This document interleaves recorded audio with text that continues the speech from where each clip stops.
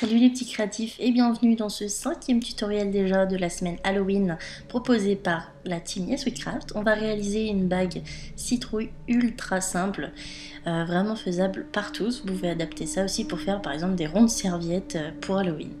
Vous aurez besoin, moi j'utilise un n'importe-pièce, mais vous pouvez utiliser un bout de tuyau ou une bague que j'avais déjà.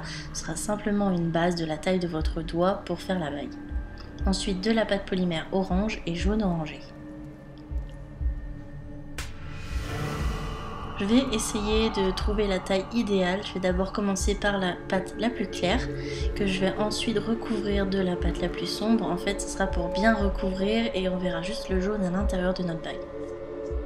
Si vous voulez refaire en termes de largeur votre bague, utilisez le côté non tranchant de la lame. Comme ça va bien fondre les couleurs et vous n'aurez pas la trace du jaune.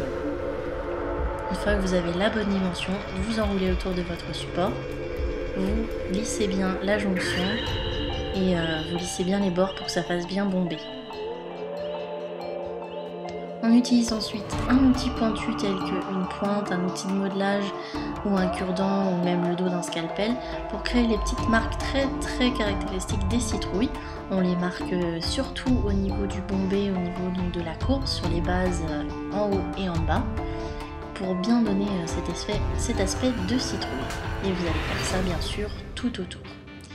Vous allez remarquer qu'en fait il y a un petit souci dans la vidéo, il manque la partie où je vais creuser et sculpter le côté comme la bouche terrifiante de la citrouille avec un outil pointu.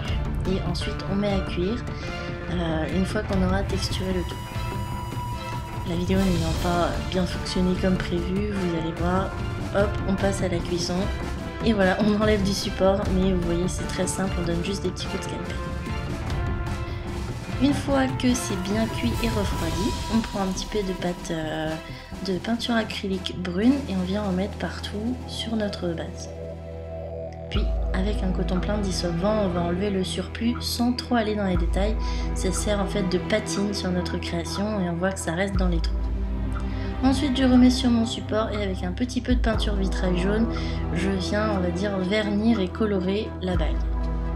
Vous voyez ça donne vraiment un côté très brillant et très orangé. Voilà c'est tout, c'est vraiment très simple comme bague. Et comme je disais, vous pouvez vous en servir pour faire des rondes serviettes par exemple, ça peut donner un effet super à vos soirées d'Halloween. Et en tout cas j'espère que ce tuto vous aura plu, on se retrouve demain pour le prochain et avant-dernier tuto. Gros bisous, ciao!